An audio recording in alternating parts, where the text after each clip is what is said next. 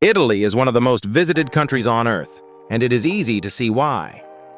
Before you book anything, here is everything you actually need to know before you go. We are covering entry requirements, getting around, the best regions, safety, real costs, the best time to visit, and the mistakes first-timers keep making. From the canals of Venice to the hill towns of Tuscany and the ruins of Pompeii, Italy packs an almost unfair amount of history and beauty into one country. Save this video before you start booking flights, because we are answering the questions people actually search before landing in Italy. Let us start with entry requirements. Italy sits inside the Schengen area, so once you clear passport control in any Schengen country, you can move freely across most of Europe on the same trip. As of 2026, most visa-exempt travelers, including Americans, Canadians, and Australians, are required to hold an ETIAS travel authorization before flying to Italy, which is separate from a visa and applied for entirely online. The ETIAS application takes minutes to complete and is typically approved within days, but apply well before your trip, since delays do happen and it must be approved before you board. Visa-exempt stays are generally capped at 90 days within any 180-day period across the whole Schengen zone, not just Italy, so track your days carefully if you are visiting multiple countries. If you are staying longer, studying, or working, you will need a long stay visa arranged in advance through an Italian consulate, which can take weeks to process depending on your situation. Make sure your passport has at least 6 months of validity remaining beyond your planned departure date, a common requirement across the Schengen zone and a frequent reason travelers get turned away at check-in. Travel insurance is not always mandatory for short tourist stays, but it is strongly recommended given the cost of medical care abroad, and some longer visa categories require proof of coverage as part of the application. Always check the official requirements close to your travel date, since entry rules for the Schengen zone have changed more than once in recent years and can shift again. If you plan to drive in Italy, an international driving permit alongside your home license is recommended, and required in some cases. It costs little and takes minutes to arrange before you leave. Border officers can ask for proof of onward travel and enough funds to cover your stay, so keep a return ticket and a hotel confirmation handy, even if no one ends up asking for them. And register your trip with your home country's travel advisory service. If one is available, it costs nothing and makes it far easier for anyone to reach you in the rare case of an emergency abroad. Most international visitors fly into Rome Fiumicino or Milan Malpensa, though budget carriers also serve regional airports like Venice, Naples, and Bologna directly from other parts of Europe. Italy's high-speed Frecciarossa and Italo trains are among the best in Europe, connecting Rome to Florence in about 90 minutes and to Milan in under 3 hours. Book train tickets in advance through the Trenitalia or Italo apps. Prices rise sharply closer to departure, and early bookings can cost a fraction of last-minute fares on popular routes. Within cities, metro and bus systems are efficient in Rome and Milan. Though Venice has no cars at all, getting around is entirely on foot or by Vaporetto water bus. Renting a car makes far more sense outside the cities, for exploring the hill towns of Tuscany, the coastal roads of the Amalfi Coast, or the countryside of Puglia at your own pace. Budget carriers like Ryanair and EasyJet connect Italy to the rest of Europe cheaply, but they often fly into secondary airports farther from city centers, so factor that extra transfer time into your plans. Domestic flights within Italy exist, but rarely make sense compared to the high-speed train on routes like Rome to Florence once you count airport transfers and security time. Ferries connect the mainland to Sicily, Sardinia, and the smaller islands like Capri and the Aeolian Islands, a scenic and often necessary way to reach Italy's coastal gems. And note that many rural train stations and regional connections run less frequently on Sundays and holidays, so double-check schedules before planning a day trip outside a major city. Driving into most historic city centers is restricted by ZTL zones that fine unauthorized vehicles automatically, so always confirm your hotel is outside the zone or arrange permitted access first. If you are nervous about driving abroad, remember that Italian highways are well-signed and well-maintained. The biggest adjustment for most visitors is simply the narrow streets of historic towns. Rome is the obvious starting point for many visitors, home to the Colosseum, the Vatican, and layers of history stacked across nearly 3,000 years in a single city. Florence and Tuscany deliver Renaissance art, rolling vineyard hills, and hilltop towns like San Gimignano, with a slower pace that rewards travelers who rent a car and wander between small towns. Venice, built across more than 100 small islands, offers a genuinely unique experience of canals, gondolas, and architecture unlike anywhere else on Earth. The Amalfi Coast delivers dramatic cliffside towns like Positano and Ravello, with turquoise water and lemon groves clinging to nearly vertical hillsides. Sicily, Italy's largest island, blends Greek temples, Baroque towns, and Mount Etna into a culture that feels distinct from mainland Italy in food, history, and pace. Milan, Italy's fashion and business capital, offers a more modern, cosmopolitan energy alongside the Duomo and world-class shopping, a popular winter escape for Northern Europeans that many first-time visitors overlook. The Cinque Terre on the Ligurian coast offers 5 colorful cliffside villages connected by hiking trails at a noticeably slower and quieter pace than the busier Amalfi Coast. Puglia in the rural southeast feels like a different country entirely, with whitewashed trulli houses, olive groves, and some of Italy's best seafood at a fraction of northern prices. If this is your first trip and you only have 1 to 2 weeks, pairing Rome or Florence with one region in the south gives you the best contrast between city and countryside. Umbria, Tuscany's quieter neighbor, rewards wine and countryside lovers with rolling hills and medieval towns easily reached by train or car from either Florence or Rome. The Dolomites in the far north offer dramatic mountain scenery meeting alpine culture, a cooler corner of Italy that feels closer to Austria than to the Mediterranean south. Now let us talk safety.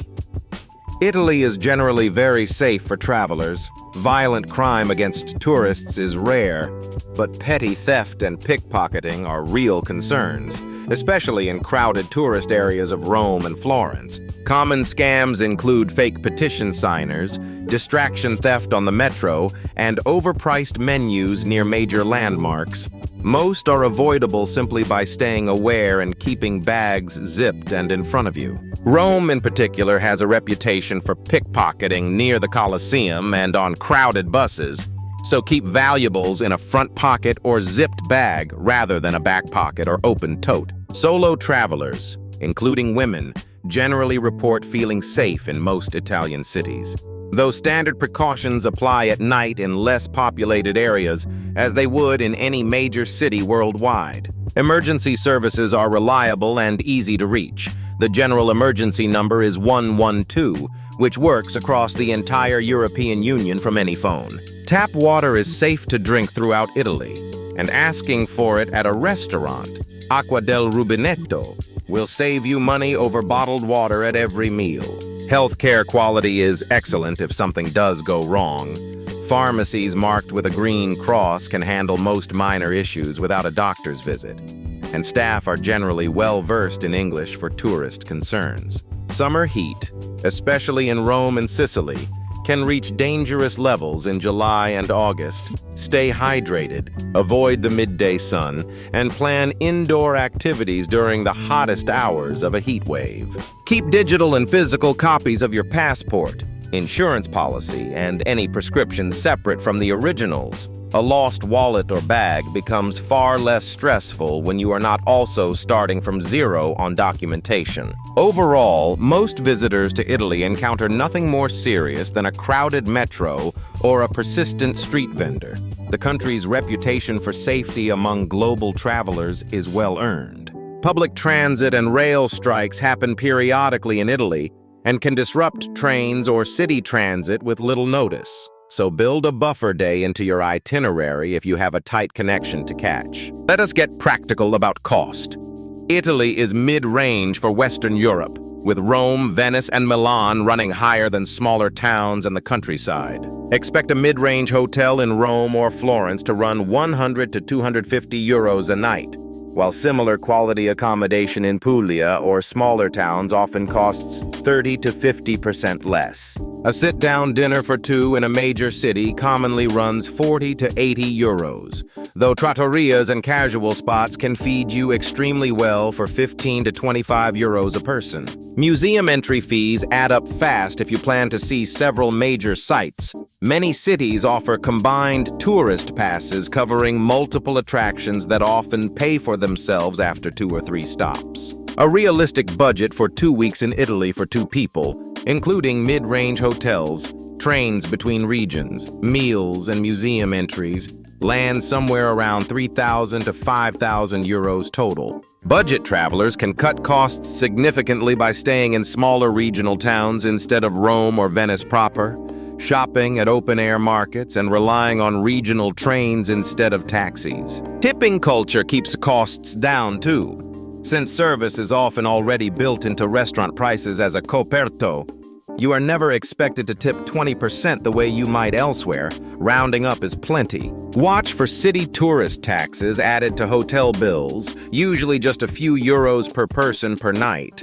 Small individually, but worth budgeting for across a longer stay in multiple cities. Credit cards are widely accepted across Italy, though smaller towns and market vendors still favor cash. So keep some euros on hand for exactly those situations. Grocery stores and delis are a great way to stretch a budget further. Picking up bread, cheese, and cured meats for a picnic lunch can cost a fraction of a sit-down meal. A rail pass can be worth it if you are covering long distances across multiple regions. But for a typical 2 or 3 stop itinerary, individual point-to-point high-speed tickets are usually cheaper. So when is the best time to go? Late spring, from April through June, brings mild weather, blooming landscapes, and noticeably thinner crowds than the peak summer months. July and August are peak season, hot, crowded, and expensive, with many Italian businesses closing for the traditional Ferragosto holiday in mid-August as locals head to the coast themselves. September and October are widely considered the sweet spot, with harvest season in Tuscany's wine regions, comfortable temperatures, and crowds that have thinned out significantly from summer's peak. Winter brings its own appeal, especially in Sicily and along the southern coast, where temperatures stay mild while the rest of Europe shivers through the cold. If you want the Amalfi Coast at its best, aim for late spring or early fall, when the water is warm enough to enjoy, but the crowds and prices of August have not yet arrived. Holy Week before Easter brings elaborate religious processions across Italy, especially Rome and Sicily, drawing huge crowds and higher prices if that cultural experience is on your list. Venice Carnival each February draws its own surge of visitors in elaborate masks and costumes. If that is not your focus, be aware that hotel prices spike noticeably during that week. Whatever season you choose, book major museum tickets and popular restaurant reservations well in advance. Demand in Rome and Florence rarely eases up even outside the busiest summer months. Ski season in the Dolomites runs roughly December through April, an overlooked option for travelers building a trip around winter sports rather than beaches and ruins. Whatever time of year you land, pack layers. Italy's weather shifts quickly between regions, and a sunny morning in Rome says very little about conditions in the Dolomites that same day. The Paleo horse race in Siena, held each July and August, has become its own bucket list travel event, drawing crowds from around the world for one chaotic, centuries-old afternoon. On to the must-sees, starting with the Colosseum in Rome, the largest amphitheater ever built, and still one of the most recognizable structures on the planet. The Vatican Museums and Sistine Chapel deliver Michelangelo's ceiling and centuries of papal art collections. Book tickets weeks in advance, since daily entry is strictly limited and lines are long. The Uffizi Gallery in Florence, home to Botticelli's Birth of Venus, offers one of the world's greatest collections of Renaissance art in a single building. The ruins of Pompeii frozen in time by a volcanic eruption nearly 2,000 years ago, offer a walk through an entire ancient Roman city in remarkable detail. And the Amalfi Coast's cliffside towns deliver turquoise water and dramatic scenery by day, a completely different pace from the crowds that pack in during peak summer. The Duomo of Florence, with Brunelleschi's massive dome, dominates the city skyline and rewards the climb to the top with sweeping views across Tuscany. Venice's St. Mark's Square and Basilica, ringed by centuries of Byzantine and Gothic architecture, make an easy focal point for a first visit to the floating city. And the Trevi Fountain in Rome, best visited early morning or late at night to avoid the daytime crowds, remains one of the most photographed spots in all of Europe. The Leaning Tower of Pisa, while often dismissed as a tourist trap, is worth the short stop for the genuinely surreal photo opportunity and the surrounding cathedral square. And Michelangelo's David in Florence's Accademia Gallery draws visitors from around the world to see the original marble sculpture up close, distinct from the replica in the city's main square. A quick word on culture and etiquette. Meal times run later than many visitors expect. Lunch typically starts around 1, and dinner rarely begins before 8, with many kitchens closed entirely in between. Cappuccino is considered a morning-only drink in Italy, ordering one after 11 a.m., or with a meal marks you instantly as a tourist. Espresso is the accepted choice after that. Pasta and pizza are meant to be eaten as separate courses rather than combined, and asking for extra cheese on a seafood pasta will raise eyebrows at most traditional restaurants. Tipping is not expected the way it is in the United States, since service is typically included in the bill, though rounding up or leaving small change for good service is always appreciated. Greet people with a simple buongiorno or buonasera before asking for anything. It is considered basic courtesy in Italy and genuinely changes how you are treated by shopkeepers and waitstaff. Wine is treated as a normal part of a meal rather than an indulgence. Ordering a glass with lunch draws no attention at all, unlike in many other countries.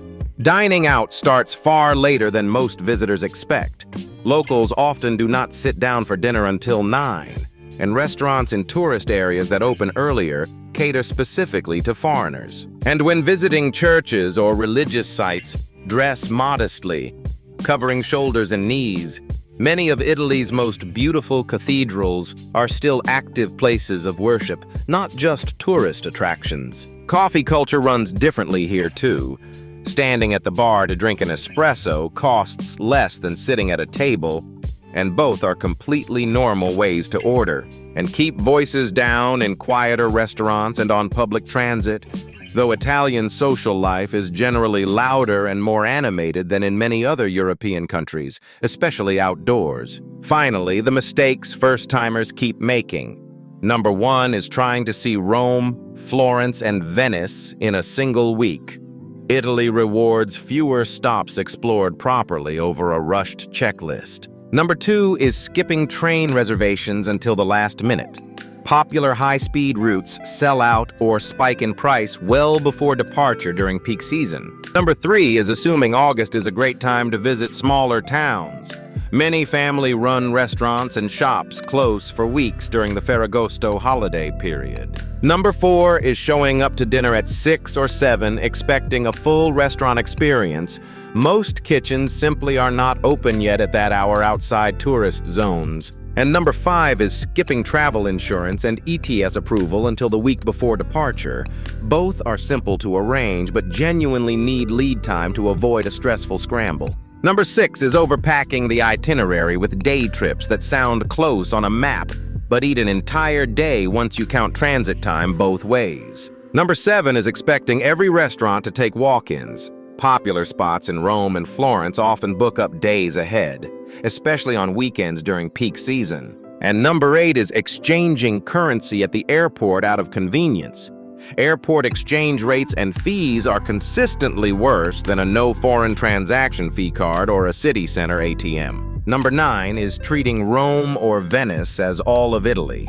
The big cities give you almost none of the countryside's slower pace, and skipping them entirely means missing the contrast that makes the trip memorable. And number 10 is forgetting that many museums and attractions close on Mondays.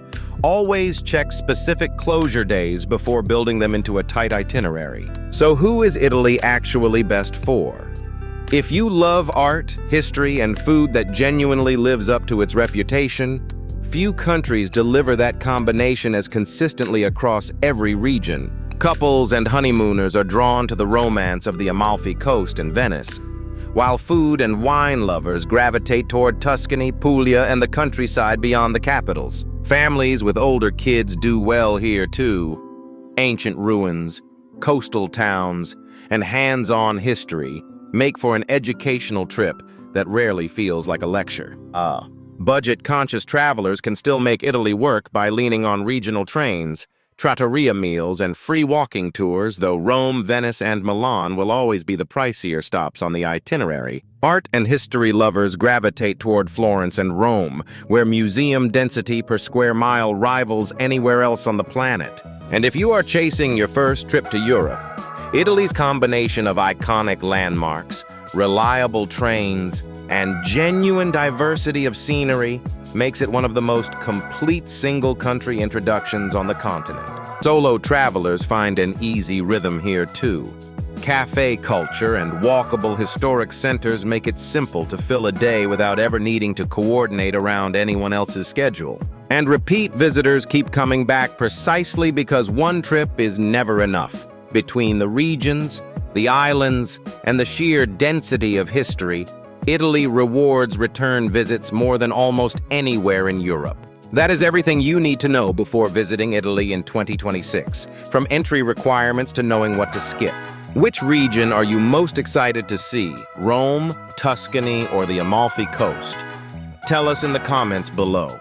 If this guide helped you plan your trip, please like and subscribe for more honest, in-depth travel guides from our small channel.